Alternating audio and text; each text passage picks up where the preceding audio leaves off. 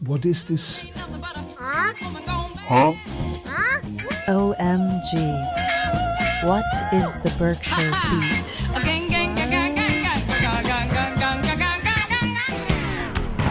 Welcome to the Berkshire Beat, the show where we have surprising, insightful dialogues with fascinating people from our local towns, arts organizations, schools, businesses, and more. I'm your host, Matt Camp. Today, we welcome Jeremy Whalen, running for Congress in the 1st Congressional District, which spans from the Springfield area all the way to home sweet Berkshire County. He's a high school teacher in the Northampton Public Schools. He has a background in educational technology, even including a PhD from UMass, and he's worked in a public TV station. So when he walked in here, he felt right at home. He actually spent a lot of his youth here in the Berkshires. So on September 1st, he's in a primary election trying to unseat long-term incumbent Richard Neal, who we also invited to the show. In the interview, we explore where Mr. Whalen stands on the issues: healthcare, education, the economy, and a bit about him personally, like what he's reading and what he's listening to, and where, most importantly, he stands on pickleball. Jeremy Whalen, how are you doing today? I am doing excellent.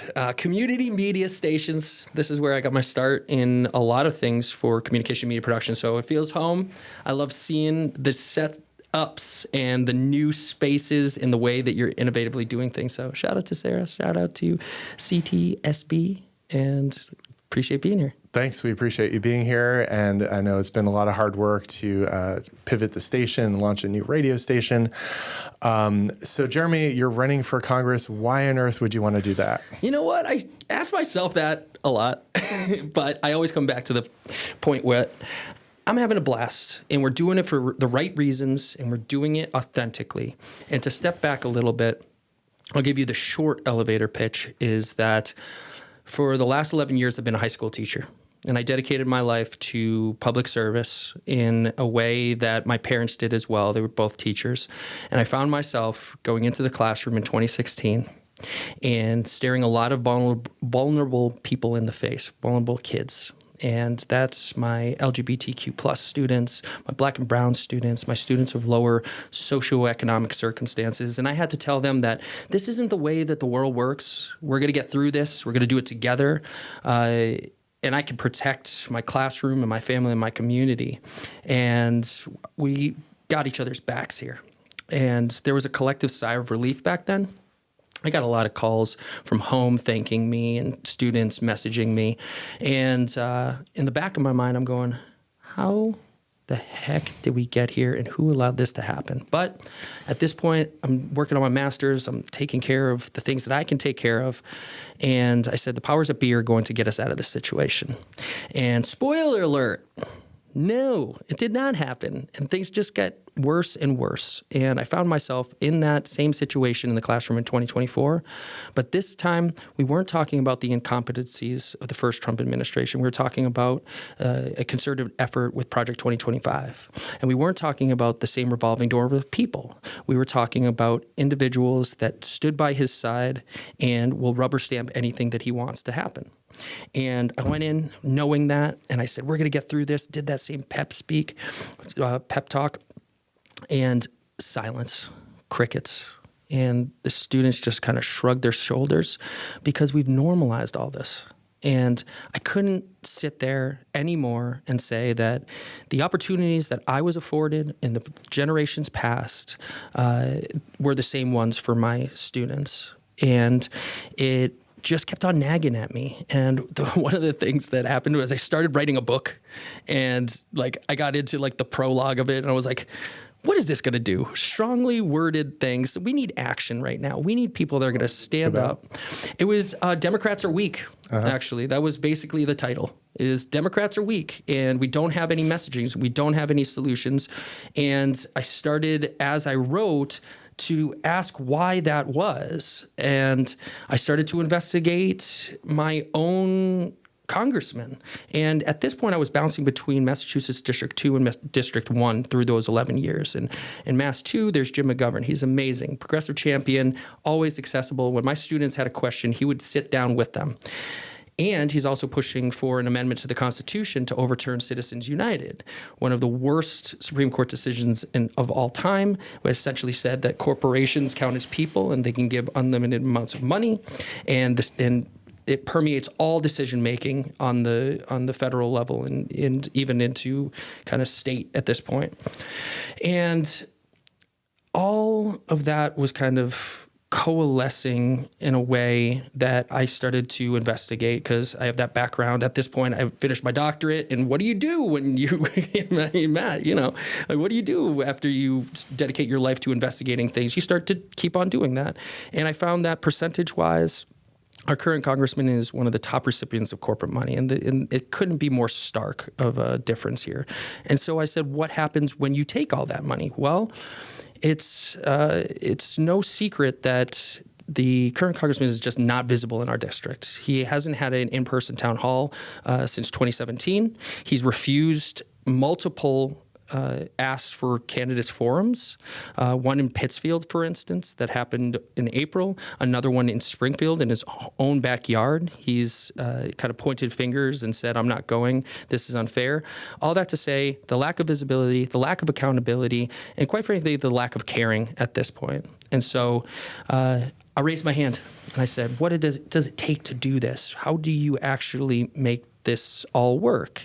And bunch of wonderful people started to raise their hands too. And I created a team, and that team just grew, and the infrastructure grew to the point where we had 85 people knocking doors in Springfield 2 Saturdays ago. And so the trick and the actual essence of why is being asked by a lot of people. And I was just the one to put up my hand and say, I will collect those 2,000 signatures to get on the ballot. But this is a movement that includes a lot of people asking that same question. We're at an inflection point in American history, and we need solutions. And that's what we're proving time and time again by getting out, engaging with people, and developing the community that we have. Great. Thank you. Did that answer your question? That was great. That was very thorough. Just stop me if I get long-winded too. I've got more. Don't worry. That's the teacher in me, Matt. Appreciate that. So you talked about District 1, and the primary you're running for is September 1st. September 1st. And so, you mentioned Springfield. So the district goes, is it like an L-shaped from Springfield, and we're here in the Berkshires. Could you describe the district a little bit? Yeah, it's a wonderful district. It's a big district. We're talking about 30% of the land mass of Massachusetts, 83 municipalities, and they're all different in a most beautiful, amazing way. You have Williamstown, for instance, and Williams College, and this kind of the northwest sector is this kind of college vibe. And then you shoot down to Great Barrington and Lee, and some of the more rural areas, Sandusfield, and you have a lot of mixture of individuals. Then you shoot over to your metropolitan Hampden County, Springfield, Holyoke, Chicopee, Westfield, and then pop all the way over to South alliteration, South Southern. There we go. South Southern. Worcester County. Yep. And you have Oxford and Dudley and Spencer and this really working class environment where the accents start to come into play. You get the accents. And it's just beautiful. But you got to know every single one of those. And how do you know them? You show up and you actually interact with people, and you go to community events and you see the struggles. There's some universal problems that we all face. Healthcare, rising costs, 20 to 40% increases over 1 year, unsustainable. But there's also things that are being fought on the municipal level. Some of the stuff that we talk about in the Berkshires, the solar and wind projects and sustainable green energies, and also situating them within rural communities that are trying to preserve that natural splendor and beauty. There's certain unique problems that you have to solve, and you can tackle those by getting out and talking to people. And if I recall, you drive around, and is it a yellow Toyota van? 1988 Toyota van. The literal model is van. That's the van. model of it. 84 to 89, they made vans. So you're driving all around the county, which is a pretty big area, it's the 30% of the state. What kind of stories are you hearing from people when you visit all these places? I'm hearing tragedy and triumph. I always want to place what we're doing in a place of joy because there's a lot of good work going on too. The things that I think people are having a tough time with. We talked about healthcare, that 20 to 40% increase. That's something that is breaking household budgets. It's breaking municipal budgets too. We're seeing Prop 2.5 spring up like weeds. And that is going to be an increase in property taxes for individuals, seniors on fixed incomes that may not be able to make that happen. In South Hadley, where I'm from, our Prop 2.5 was soundly defeated. Can you explain Prop 2.5? Yeah, absolutely. So Prop 2.5 in Massachusetts, we have essentially a statewide law that says that you can't increase taxes over 1 year over 2.5%. And if you do, you need to vote on it as a municipality. And so what we're seeing is the rising healthcare increases and the rising educational budgets not being funded on the state and federal level. There's a certain level funding, but there are drops in enrollment. There's a whole bunch of different factors that factor into why we're hitting a breaking point. And then we're asking residents to shoulder that burden. And there are ones that have passed. For instance, in East Hampton, Southampton, there's Prop 2.5s that have passed. There's ones like where I'm from in South Hadley that haven't. And to rectify those budgets now, it's cutting teachers, it's cutting your police and fire, it's the essential services that you need. And we've just been working with a skeleton crew on these municipal budgets for far too long. So those are the things that I hear the most. I also hear about communities that are in fear because of ICE. And we're over here in the Berkshires, and it happens out here too, in Hampden County and the Springfields and Holyoaks and Chicopee. Individuals are scared to drop their kids off to school because they think they're going to get abducted. They are scared to go to the hospital because they think that there's going to be a record there that they're going to be found. They are terrified of going to the store to get food. And we're just living in an environment of fear. And those are the things that are the concerns. And I address that with abolish ICE, replace it with a humane system, streamline immigration in this country. We are at a population decline, for instance, bring people in. So those are some of the challenges. I just mentioned abolish ICE. Medicare for All is a problem solver for healthcare. Pay Teachers Act and Paraprofessionals Act, those are federal initiatives that would infuse federal dollars into municipal budgets. These are all things that we can do. These are all challenges that we're facing and we have solutions for if we prioritize our budget and congressional appropriations appropriately. And I think it was today I was reading the current war in Iran has cost $37.5 billion. What? We're talking about $60 million shortfall in our rural school funding here. What could that $37.5 billion do for the greater good? I also have heard triumphs. Every single day, I'm out there knocking doors and going to events, and I see a lot of wonderful work being done. I was over, it's a little ways from here, but in Huntington last night. I was at a community dinner and I was talking to a nonprofit. It Takes a Village that looks at giving used children's clothes and supplies, diapers, out to the community for individuals that don't have it. They'll deliver it to your house. The Blossom Center does similar things with food. The Food Bank of Western Massachusetts. There's so many good organizations and people out there in the world, and it's easy to get lost in the despair and in the exhaustion of it all, but I always go back to uplifting the stories that are happening in our communities as well. Yeah. So tragedies and triumphs, and I'm curious about what's the most surprising thing that you've seen on the campaign trail? I think the most surprising thing that I have seen is the receptiveness of everyone to say, hey, the system is broken. That is not just a progressive ideology. That spans the entire political spectrum. And people are feeling it. And what I say is politics is attacking the same universal problems from different angles. We may disagree on how we get there, but we're still feeling the affordability crunch, and we're still feeling like I said, the opportunities that may have been there for myself in previous generations are not there for younger generations. And so all of these things, I'm even when I get a door of somebody that is diametrically opposed to a lot of things on my platform, we're still having a good conversation. We're still approaching it from a sense of commonality. And if you're there, if you're speaking to somebody, if they know that you care, it kind of diffuses some of the politics of the situation. And I think that was the most surprising thing. People are hungry for change, and that is something that is transcending the political climate in which we are.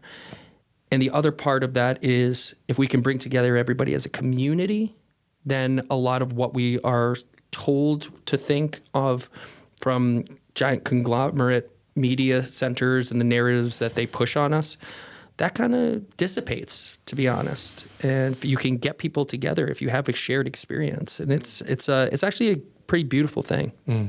Nice. So let's say you're elected in September in the primary, and then you have when I'm elected in September. Yeah. I had a representative. I was in a parade, and I said, if I win, and he put his finger on my chest, and he said, "No, it's when you are elected." Okay, so that's your official. Yeah, that's your official response. If and when that happens in September, then you have to run for the general in November, right? And then let's say you win that, you'll have to start talking to people of all different persuasions across the district, and then in Washington, D.C. So who knows what's going to happen with, a Democratic or Republican majority in the Congress. Regardless of all that, you'll have to work with folks on the opposite side of the aisle. Now, I heard you say you're progressive. How would a progressive like yourself work with like a more conservative member of Congress? I grew up in Belchertown, and it was a small community. And in the 90s, it was the intersection between a rural farming community and suburban sprawl. And both of my parents were educators. I've always found myself on the more liberal side of the political spectrum. And I found myself in my later years at the one of only two bars, either McCarthy's Pub or the VFW, talking to individuals that I disagree with. That matters, because when you're a small enough community that you have the differences of opinion, you still have a respect for each other and a connectedness. And so I played on the same baseball team as these people. I know their mothers and fathers. I see them at the grocery store. And so to harbor that animosity, I think that the void in which we find ourselves in, especially in online realms, it's easy when you have that distance and that lack of proximity to have the trolls come out or have things kind of devolve. And I've always been somebody that is working with people and calling them in rather than calling them out. And that's what I'm going to apply to Congress as well. The first thing that I say that I'm going to do is co-sponsor an entire series of legislation I call the New Deal 2.0, set that tone for what we need as a country and what the constituents of Mass 1 want. And I'm also going to go knock 434 doors in the House and introduce myself, regardless of what I'm supposed to perceive that person as, or I'm not a refuse to shake your hand type person. There are commonalities that we have, and I usually say I would walk through broken glass to knock on the door of somebody that is on the other side of the aisle if it means to get bipartisan support on a bill. So you joined the congressional baseball team, I guess? Yeah. I would be out there. Okay. I'm not saying I'm going to be good, but... What position did you play? I was outfield. Okay. Yeah. I'm a lefty, too. Oh, interesting. So it's a big old glove. Used to play softball with a whole bunch of people over in Belchertown. Left-handed, is that? Yeah, lefty. Okay. Yeah. So I want to hear more about the first thing that you do is this New Deal 2.0. Could you dig into that a little bit? Yeah. Healthcare, education, economy. Those are the biggest facets of what we're talking about here. On healthcare, it's the Jayapal bill, Medicare for All. We talked about the Bernie Sanders introduced stuff in the Senate for Pay Teachers Act, Pay Paraprofessionals Acts, infusing federal dollars into municipal educational budgets. The Green New Deal, this kind of fell off. That's something that is a hallmark piece of legislation from Ann Markey right here, so we have that support. Signing and looking at that in terms of what I call sustainability. There's a lot that's from its first iterative stance of the legislation. There's a lot of technologies that have changed, and there's a lot of corporatization that has also infiltrated the system. So we need to think about how we are bringing more sources of energy into Massachusetts. We have, especially in the Berkshires, we have some of the highest rates in the entire nation. It's on average something like 66% higher than the average energy rates across the contiguous United States. So we need solutions there as well. But it is everything, to be honest, because we're fighting fights on everything. I think about also Ed Markey, Trans Bill of Rights. Senator for Massachusetts. Yeah, sorry. No, it's okay. Just for the audience, just in case anybody doesn't know. I'm failing as a teacher to explain all these things. You know, that's my students would be yelling at me. I think that we see, trans individuals under attack, the LGBTQ plus community under attack, Black and brown communities under attack, voting rights under attack. And you just go down the list of all of these things that we're always on our heels. We're always on our heels as the Democratic Party, and we need to be proactive. It's not just, fighting back against the SAVE Act. It's passing the John Lewis Voting Rights Act and making sure that we're enshrining these values and being on the offensive in the best possible way, because we're often seen as not having the solutions. We can fight back, but we also need the solutions at hand as well. So I'm going to ask the annoying question about how to pay for all of this. You put surtaxes on the ultra wealthy. And we have a model for it in the United States. It's called the Fair Share Amendment, or modeled in Massachusetts, rather. It's the Fair Share Amendment, 4% surtaxes on incomes of $1 million and above. And what we've seen, and I was actually misquoting myself for a long time, I was saying it was a 30% increase since the enactment of this ballot measure. It's actually a 35% increase from the enactment of this. So millionaires are not going in mass exodus out of Massachusetts. We're having either millionaires move here, or we're seeing more individuals prosper and thrive into the threshold of being millionaire incomes. And so that's a win-win. We're seeing billions of dollars for education and transportation and the likes. And we have that model, extrapolate that, put different tiers here. Maybe $1 million becomes 10 and 50 and 200 and 500 and, dare I say, $1 trillion, because we have a trillionaire in this country. And it's also, we have to take a look at inherited money as well. And so closing loopholes in the system is really important. Cracking down on offshore accounts and the ways in which we're kind of skirting taxes in the country. We have to bring that money in, and when we do, the ultra wealthy are not missing it, and they're actually getting more out of society for that. You want your business, or dare I say your company or corporation, to have a vibrant society in which you're moving and operating in, right? You want those roads to be paved when you're taking your Amazon truck down the road. You want it to be safe when the railroad cars are going from here to there and they're not getting looted because you have a strong local law enforcement.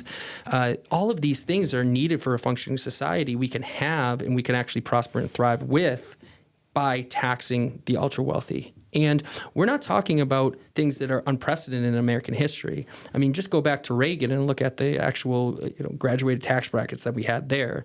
There's reasonable ways in which we can do this. But the idea that we have just this corporate infiltration of our political campaign finance prohibits a lot of people from saying that these are the things that we need. And that's why it's really important to situate all of this within the idea that the revenue sources that we have are not sustainable, and we're putting too much of that pressure on the working and middle class. We need to alleviate that pressure, and we need to shift the economic burden over through the taxes and generation of revenue over to corporations and the ultra wealthy. You mentioned, thanks for that, a little bit about kind of a veiled threat. We hear a lot about companies or millionaires moving if a certain policy changes, and I know you're hearing that a lot with Mayor Mamdani in New York, and don't really know how that's panning out, if it will pan out at all. So there's that kind of fear, I guess. But then you also mentioned population decline in the state and then Berkshire County, I think in particular, there's a lot of lost jobs since GE moved out and all that. So how would you encourage, if not growth, then sustainable growth or smart growth in a place like Berkshire County? I think the remnants of what we saw for the industrialization and that industrial period with GE, we can get back, and we can build that back better with new technologies as well. And so when I'm in the room with chambers of commerces in the Western Mass Economic Development Council, what we're talking about is food science, advanced manufacturing, and things that are high-skilled jobs that we can equip our workforce with targeted training and bring in companies that are thinking proactively about these things. That might be chip manufacturing, that might be quantum computing, that might be when we talk about the food sciences in the ways in which we're cultivating different agricultural resources. All of these things, we have that history, but we also have a beautiful area in which we can do all of this too. People love living here, and they often have to move and make that tough decision because there's not those economic opportunities. So they have to go to larger metropolitan areas and leave the state accordingly. If we can do this right, if we can connect the dots on the workforce training and education with the making it accessible for businesses to be here and thrive, if we can connect those two dots, we can do a lot for the area. And I think that we see this happen. For instance, I'm thinking of not Berkshire County here, but in Holyoke, for instance. We won't get into whether or not we wanted a casino or not, but the casino was there. There was targeted aspects of what Holyoke Community College did for training for those jobs to get individuals that are from here trained and into those areas of employment for that, sustainable there.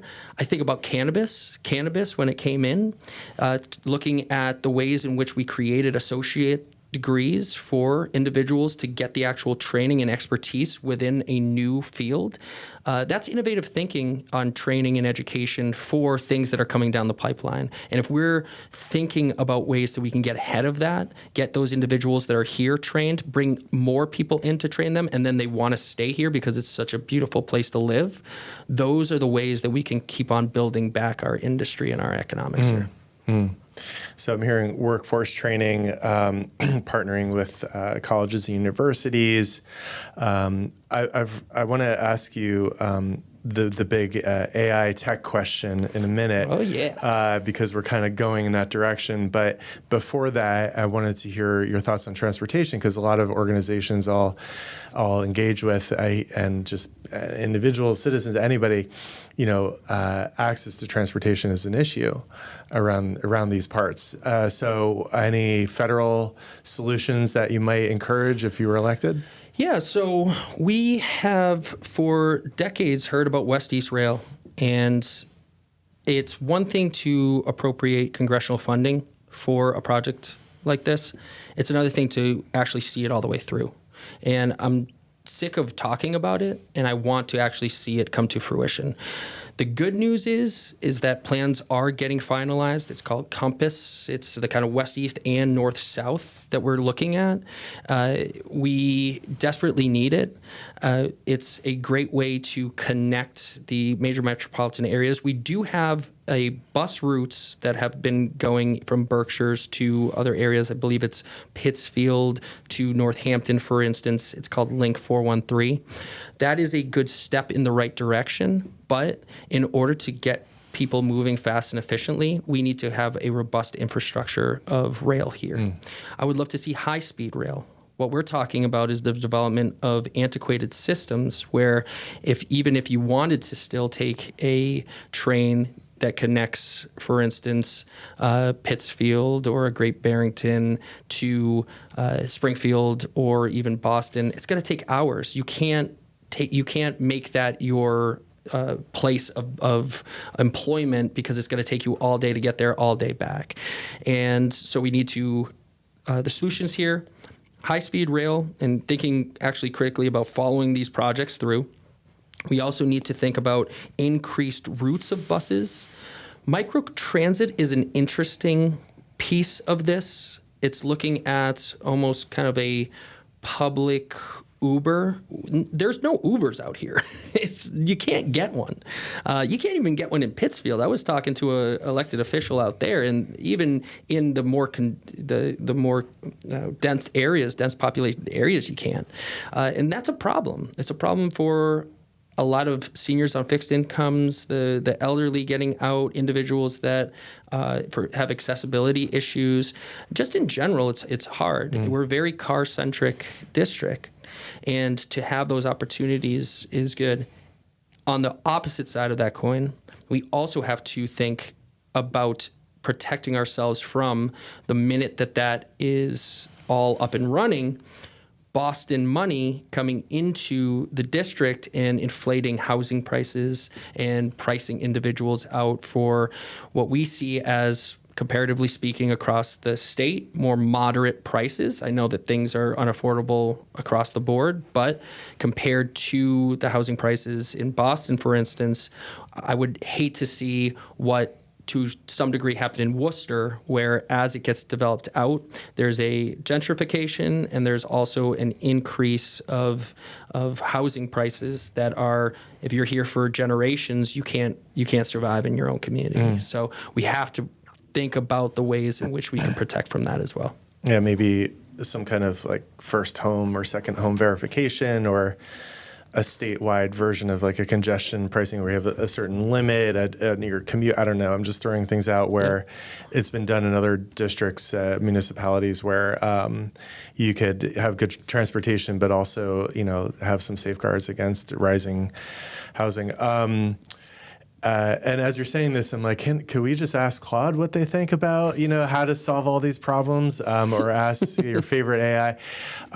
Now, I know you might be unusual if you're elected to be an education technology background, have your doctorate, have published papers in AI and things like that. So what are you, and I'll just say this, I'm reading a book and listening to a book called If Anybody Builds It, Everyone Dies. And it's about artificial superintelligence. And It's literally saying if anyone builds an artificial superintelligence, that's what's going to happen. So this is like 3 or 4 levels up from your chat, your generative chats and things like that. So that doom and gloom thing, maybe aside, or maybe it is front and center for you. I'm just curious what you think about, given everything we've talked about in the last 30 or so minutes, what are the tragedies and triumphs, or the promises and pitfalls of AI, maybe starting with your education background? Yeah, so I just finished up my doctorate in mathematics, science, and learning technologies at the College of Education in UMass, and I was looking at emergency remote teaching. That's what my dissertation, a lot of publications are, but my side quest was AI in education. And the editorial that we had published was in the early days where the LA Unified School District just did an outright ban, that we were kind of unraveling the history of artificial intelligence and at the same time saying a ban is not the right solution here. And I'll be very honest, I am not anti-AI. I am anti-corporations pillaging our communities with data centers and extracting the resources in the favor and the benefit of CEOs that are looking to cut jobs. I am anti not thinking about the social emotional impacts of artificial intelligence and seeing the detrimental cases in which, and these are true, mass shooters have used it to, enact heinous deeds upon society.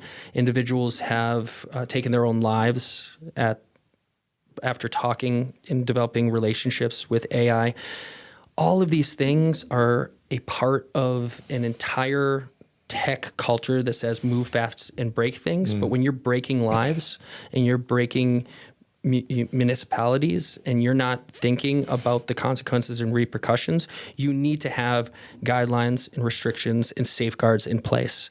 And unfortunately, we have a Congress that doesn't understand even the slightest bit of what we're talking about here.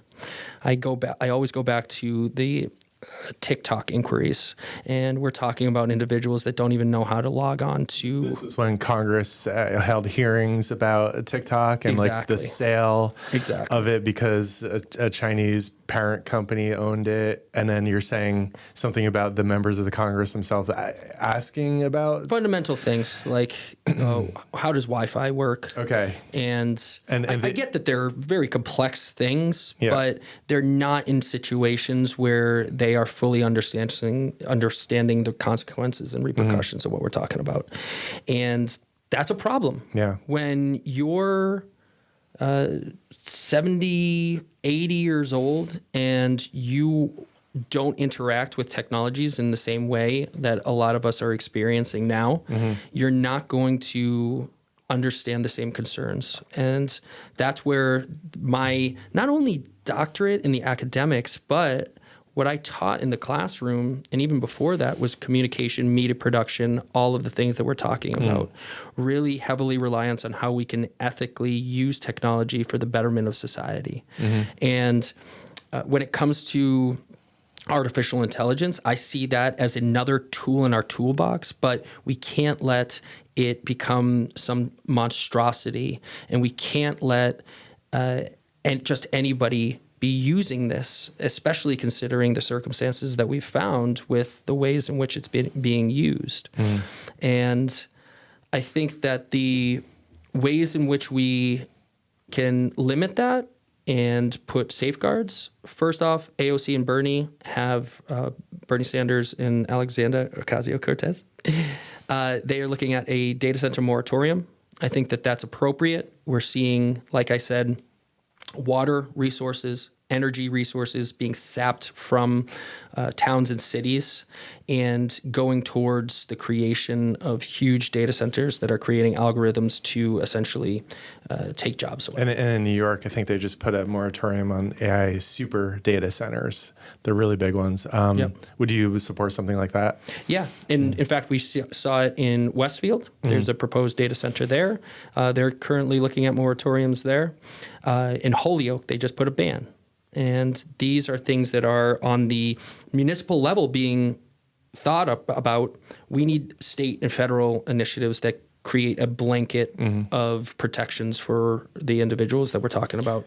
I want to ask you one more kind of detailed question about AI and education, given your background, and then shift to maybe some rapid fire questions. Ooh.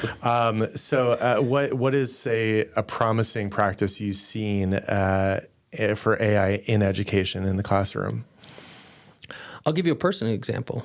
And this one is both a, like we were saying, triumph and tragedy a little bit. I had a special needs student that would record videos and had their own segment on our television student TV news program, and was very hesitant and apprehensive about writing scripts because they weren't confident in the way in which they were writing. It didn't sound right to them. So we would get the ideas down, we would take basically notes, and then we would ask a AI, ChatGPT, to formulate this into a 20-second intro. And they were comfortable with that. They felt confident. They would take that, then they would read that in front of the camera, and then they would go edit. And it became something that was at first a barrier, but now was something that was the checkbox on the entire production. And we got all the way through. The opposite side of that is, to what degree does that take away their true voice? To what degree is it a homogenous way in which we're all guided towards the same way? If we're feeding all of this into AI, there's going to be certain things like the M dash that just starts showing up and becomes ubiquitous. I think that in that utilization there, I was comfortable with that because that student was not just using that in a vacuum of what we're talking about. It was integrated within the entire educational process. It was something that was a hindrance, but then once we overcame that, they felt good and comfortable about it. It still did sound like the essence of what they were writing, and so I was comfortable with that. Yeah. I can't say the same thing about other educational uses of AI. I think that, for instance, AI detecting software for essays gives a bunch of false positives, and we're relying on AI to try to police AI, and we're getting stuck in a loop. But there are real utilities to artificial intelligence. We just have to make sure that we're having those conversations about how to ethically use it, how to morally use it, how to use it in ways that is not just substitution for actually synthesizing the information, but ways that it actually is enhancing the overall process. You're right. So maybe in the case of your student, like a way of breaking the ice a little bit, getting them comfortable before a camera, because that's a daunting experience for a lot of people. So curious about a little bit more about your background. So what do you love about the Berkshires? I have been coming here since I was a kid. My parents live in Otis, and we would often go to Tallinn State Forest, and my entire childhood was on Big Pond over there. It is the most beautiful place. It's the perfect quintessential New England vibe, and even just going down Great Barrington or Lee, or I think about the in Lee, for instance, the cow mural on the side with all the American flags coming down. We're literally in a Rockwell painting, and that is just such a beautiful thing to have grown up in. And I also think that there is an embracing of a future that includes a lot of other individuals within that American dream that is that Rockwell painting, but there's more people painted into it. And we do a really good job at embracing new individuals into our communities here. When thinking about the resilience, and we talked about GE and the loss of jobs and kind of the economic uncertainty that brought, I still see a lot of arts and culture embedded in the community. When I go to Mass MoCA, for instance, in North Adams, that's a beautiful idea of we just lost industry, but we're going to revitalize our community with something that's really positive and make that beneficial for all. And it's also a place where we're New Englanders. We don't take BS. And you have a bunch of what I say educated hill folk, which is a really good way of saying we're informed and we're here and we have a little grit to us, but we still appreciate each other. We appreciate the ways in which society looks at each other and carries on, like I said, the arts and culture components of it. One of the first things I did was I went to Great Barrington, the Barrington Brewery. That was actually one of the first kind of meet and greets that I did. And just being there and seeing the enthusiasm, and Berkshires has been long ignored in this district, and it's unfortunate, but seeing the optimism on people's face, the inspiration that we were bringing, that's the thing that I think is the essence, that we're always thinking in terms of progressive, not in terms of politics, but progressive is in progressing towards something greater. And Berkshires is always doing that. Nice. That's great to hear. Last good book you've read? Oh, man. So this is the problem with running for Congress. You stop reading. I would say that it was probably An American Sickness by, I think it was Elizabeth Rothschild. Don't quote me on that. But American Sickness, which is about the broken healthcare system. And it really delves into, okay, when we're talking about where all of this bloat and greed is coming from, where are the actual parts of that. Let's get under the hood a little bit. And it looks at the Byzantine amount of paperwork that happens on the back end, for instance, and how everything is just incorporated within that. It looks at the cost of drug prices and how those are outrageous. And so it really is an examination of how we're at this critical point of breaking for our healthcare system. And the book is not even that recent. You know, we're it's stuff that we've known for a while, and we're just coming to reckon with now. I want to go back to the van, the yellow van. Oh, yeah. What's the last good song you blasted playing, driving around in the van? So there is a newer artist, Jesse Wells. And Jesse Wells is the Bob Dylan of our time. He is an amazing songwriter. Wow. He's an amazing artist. But what he does is put spins on contemporary issues that we're facing into really poetic songs. One of them is called Red. And if you ever hear Red, I've listened to it. I probably am in the top 1% of listeners of this song. It is essentially looking at the president and the conservative movement, and it's talking about I have a red pen and I use it and all of these things, but it's looking at it through a critical lens. And it's just, it's an anthem for the times in which we're living.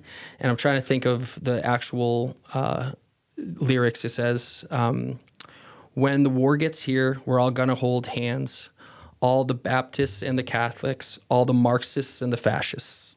And it goes back to that kind of same universal struggles that we all have. When push comes to shove, we have a lot more in common. And if we can actually recognize that connectedness, that's the thing that's going to get the job done. That's great. So a lot of these are serious themes. I'm curious, like, when's the last time you laughed out loud? In this interview, I mean, I have such a joy from this campaign. And one of the things that I told myself was, if I ever am not approaching this from a place of joy, I'm out. I'm out. And I found that every single day I laugh. Every single day I find something inspiring that's going on. And it truly is an amazing journey. I look at it from an anthropological angle. I often find myself in a role of a journalist or a narrative filmmaker or things that is just looking at the wonderful curiosities of life. And so I don't get bogged down a lot in the darkness because there's so much that is going on good around us. We got to fight like hell, but every single day I laugh out loud. Favorite comedian? Jon Stewart or John Oliver. I mean, I have watched every single Daily Show with Jon Stewart, I would say, when I was in high school to college, that entire time. I've fallen off now, unfortunately, but those are the individuals that when people ask, who's your favorite politician? Those are Stephen Colbert, Jon Stewart, because they were how I model my politics. It really comes down to you can be kind of spry with it and jovial with it, and you can pivot to say, hey, this is meaningful and we do need to highlight this and we need to educate and be informative and educative at the same time. Might be a way those to- are really models for me. Then comedy might be helpful in sustaining, the hard stuff. Any special talent or hobby that people don't know about you? I hate to say it now because I've probably fallen off considerably, but pickleball. I'm a big pickleball player. I think I was at 4.26. For anybody that's listening, they're going, yeah, wow. I love it. It's both community and competition at the same time. So really big pickleball player. Is there a metaphor there in politics? Yeah, I think that the coming together, like I said, community and competition are two things that sometimes war with each other. All of a sudden you get frustrated at a point and that leads to aggressive behavior or anger or things like that. The pickleball community that I have found, especially in my hometown of South Hadley, we have Buttery Brook Courts. Shout out to everybody at South Hadley Pickleball. They are the same ones that when there has been tragedies in my life have been by my side. When we launched this campaign, they showed up. And those are the people that are just really beautiful components to everything that's going on. Amazing. Well, with that, Jeremy, I really want to thank you for your time. And again, the election is September 1st, Democratic primary. You can be unenrolled, or sometimes we say independent or Democrat. If you are Republican, you can become unenrolled and vote for me. We have a lot of individuals that have done that, actually. Yeah. Well, thank you so much for your time, Jeremy. It was great. Yeah, thank you. Tremendous time. Take care. What is this? OMG. What is the Berkshire Beat? Gang, gang.